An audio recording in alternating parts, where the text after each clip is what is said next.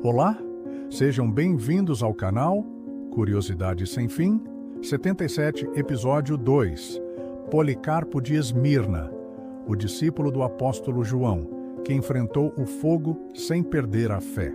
A história de Policarpo de Esmirna é uma daquelas narrativas que parecem pertencer ao território da lenda, mas cujos detalhes são tão consistentes, tão antigos e tão profundamente documentados que não restam dúvidas. Ele existiu, ele lutou e ele marcou a fé cristã para sempre. Policarpo é a perfeita síntese da continuidade apostólica, da coragem diante da perseguição e da fidelidade que resiste até mesmo às chamas da morte.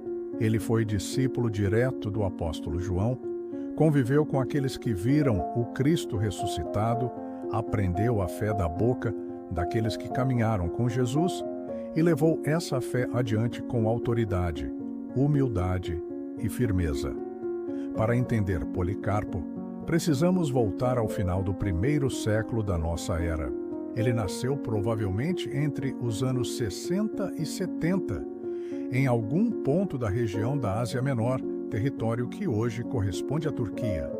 Naquele período, o cristianismo ainda estava se espalhando pelas cidades do Império Romano, muitas vezes sob forte oposição política, religiosa e social.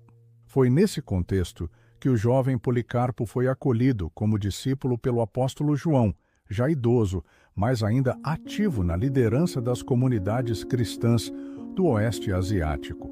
A relação entre João e Policarpo é atestada por Irineu de Leão, uma das testemunhas mais respeitadas da patrística. Irineu declara que, quando era criança, ouviu Policarpo pessoalmente. Ele descreve Policarpo como alguém que falava com naturalidade sobre João e sobre aqueles que haviam visto o Senhor. Estas testemunhas diretas nos mostram que Policarpo não apenas aprendeu a fé por tradição, mas por convivência com aqueles que receberam a revelação do próprio Cristo. Isso torna seu testemunho extraordinariamente valioso, porque ele é uma ponte viva entre a era apostólica e a igreja dos séculos posteriores. Policarpo se tornou bispo de Esmirna, uma das 7 igrejas mencionadas no livro do Apocalipse. Sua liderança era firme, centrada na ética cristã, na caridade, na defesa da fé e na preservação da tradição apostólica. Ele enfrentou inúmeros desafios, incluindo disputas internas, pressões externas e a crescente perseguição movida pelo governo romano. Sua serenidade e sabedoria fizeram dele uma referência para todo o cristianismo oriental. Entre suas obras mais conhecidas está a Carta aos Filipenses, um documento profundo e pastoral, no qual Policarpo trata de temas como perseverança, fé, pureza, rejeição ao amor ao dinheiro e zelo pela verdade. A carta também traz uma citação direta de Paulo e demonstra que os escritos apostólicos já eram considerados autoridade nas comunidades cristãs do segundo século. Policarpo escreve com simplicidade, mas com uma força espiritual inconfundível. Sua linguagem é permeada pela memória viva dos apóstolos e pelo desejo de preservar aquilo que recebeu deles. Mas o auge da história de Policarpo não está em suas palavras, e sim em seu martírio. A narrativa de sua morte é uma das mais antigas e detalhadas de toda uma história cristã, registrada na obra conhecida como O Martírio de Policarpo, escrita pouco tempo após sua execução. Este documento, profundamente respeitado pelos estudiosos, descreve Policarpo como um líder amado por seu povo, fiel à fé e firme em sua convicção, mesmo diante da morte.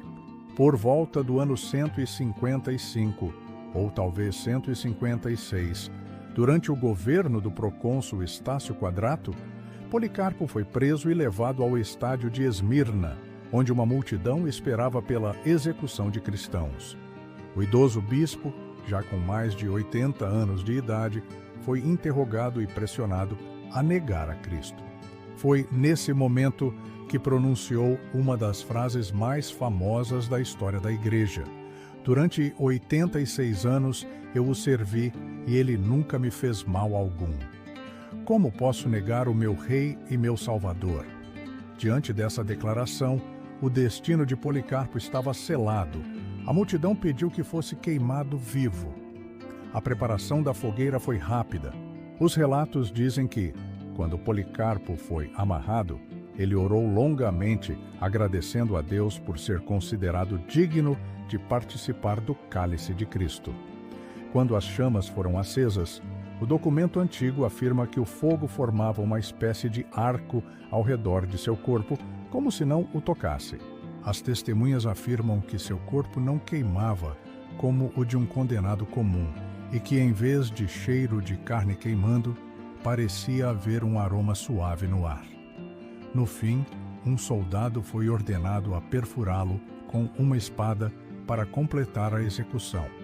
Assim terminou a vida de Policarpo de Esmirna, o discípulo do apóstolo João, o bispo fiel, o mártir santo, o homem que enfrentou o fogo sem perder a fé.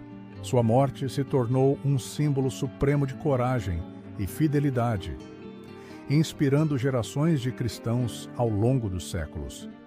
Policarpo viveu como discípulo, morreu como mártir e permanece como testemunha viva da fé apostólica.